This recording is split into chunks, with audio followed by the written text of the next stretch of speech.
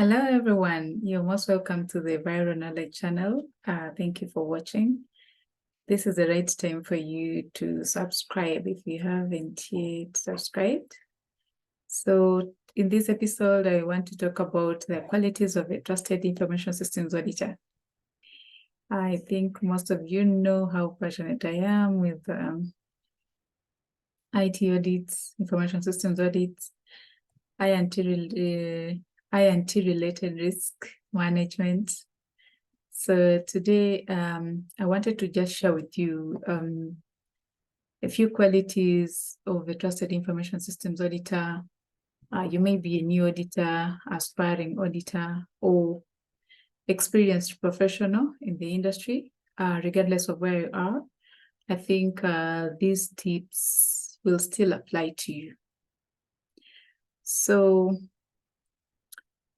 the information system journey is one of the it's a career that is very explorational because most of the time you'll encounter new risks and new projects, new processes, new controls. The profession is quite evolving. Our nature of work is usually evolving, so which makes it actually more interesting than any other profession. Okay, I won't say like any other because I don't know what happens in the other professions, but what I know is this. The IS profession is usually changing and evolving.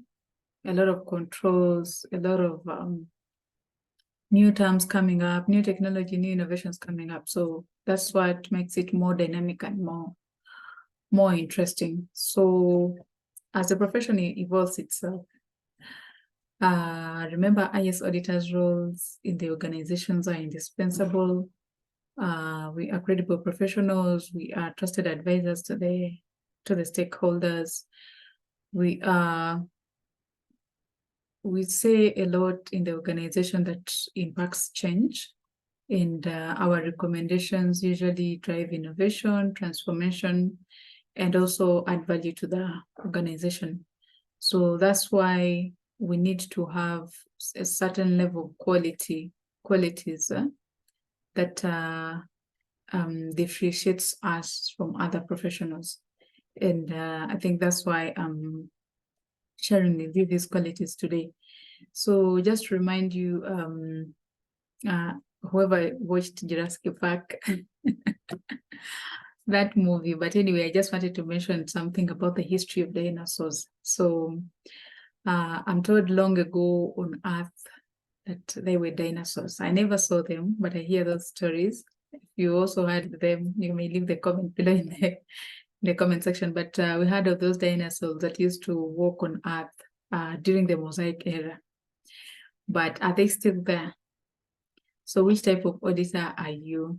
Are you the auditor that is going to become a dinosaur, or are you the auditor who is looking forward to upskilling, looking forward to doing their best to stay relevant in the profession? So that is actually the purpose of this video, is to alert you on the key qualities that will help you as an IS auditor to thrive in your profession. So some of the key attributes that you can look at is becoming certified. I know majority of the people have already become certified, but if you haven't yet been certified as a certified information systems auditor, I think this should be the right time. You enroll for the CISA course study, you study and then do your exam. Having this certification is a proof of an IS auditor's credibility, first of all, your expertise in the industry, because before you get the certification, you're required to have 5 years experience, full-time work experience in any of the CISA domains. So this adds to your credibility as an IS auditor. And then the other thing is, the other qualities possess high-level technical knowledge. A very good example is that apparently there is an influx of AI tools. Almost everywhere, new AI tools have been reinvented. Internet of Things tools are being reinvented. Changes in the technology requirements, technology solutions are coming up. How are you making sure that you stay up to date with this? How are you ensuring that you are learning? How are you ensuring that you have up-to-date knowledge to stay relevant? So possess a high-level technical knowledge in the field. That is how you're going to survive. And then the other thing is, I attended a webinar, I think it was 2021, and it was about mastering your digital body language skills. Remember? Audits have shifted from being physical to remote, to lean, to other types of audits. How are you ensuring that you're relevant in the field? So this requires an auditor to master how you engage your clients. How do you communicate with your clients? How do you collaborate with them? How do you create rapport with them? And having attended that webinar on digital body language, there are some key takeaways I took from that webinar, that reading emails, reading messages, reading documents is the new listening. Writing is the new empathy, meaning that you have to make it a norm to send an email immediately after an email or after a meeting or a discussion you had with the audit client, especially if it was a virtual meeting, to just send a recap and the action items on what you're going to do next, or what you've discussed during that call. Then there is that element of being mindful about using emojis. It's coincidentally, yesterday I just published an article related to the other side of using emoticons that have driven some people into hot soup. So before using any type of communication, I know emojis are changing how we communicate. It has transformed digital communication. But before using an emoji in an email, let's say, how comfortable is the recipient with the emoji that you're going to use? Have you taken an initiative to find out what is their best communication style, to at least smoothen your communication and create rapport? Joining meetings on time is very key. This is more actually about being brilliant at the basics. If a meeting is set at, let's say, 9 a.m., what time do you join?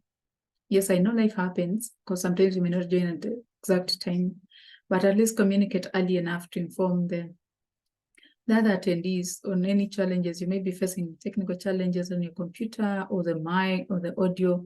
Just inform them early, or you're not even able to make it, inform them early so that they don't keep waiting. And then during the meeting, just in case you're dropping off or you're stepping away for a few minutes, it doesn't hurt to send a chat and say, I'm dropping off between this type and type of X number of minutes, so that people don't have to call upon you and, not even on the call or nowhere to be seen. So also ask your audit clients about the comfortable modes of communication. Do they want to be just called? Do they want to be emailed? What times? Some people work in the evening, and during the day they are busy. So you may be expecting communication from them maybe at a certain particular period of time, but maybe it's not their time of working. So find out what is their best mode of communication and at what times during the day or evening times. And then avoid the confusion of copying too many people in an email. I've seen some people write emails like it's an inquiry, or it's just an update, and usually it's not even necessary to share with let me say a lot of people, but you find that 16 people have been copied in one email and you're like, oh wow. So avoid that confusion. If copy people on need to know basis. Not everybody needs to know, or maybe if it's necessary, or if it's the company culture, then you can do that. Then avoid the pressure of communicating back quickly. An email comes in and you impulsively respond without listening, without reading very well to understand. We say reading messages is the new listening. So there is that urge of wanting to respond to an email early enough before even understanding what the communication is all about. So it's important to take that initiative of relaxing, understanding, even inquiring with somebody next to you, what does this mean, before you respond back. And then avoiding unnecessary meetings. Some emails, some meetings now could be just one email, but having unnecessary emails, I think it can be irritating and, deprive people from completing their tasks of the day, just because they're in this meeting, jumping off this meeting to the other meeting, finishing this meeting, going to the other. So avoid unnecessary meetings. If it's not necessary, just write a chat, send an email, give somebody a phone call at least, to avoid the unnecessary calls to the audit client. I've spent much time on digital body language, because I know this is where most of the challenges come from when we are communicating with our clients. And this may also apply to other professions, just not only auditors, but the way you communicate with your clients matters a lot. Then the other quality that I encourage you to adopt is show the ability to apply fresh thinking.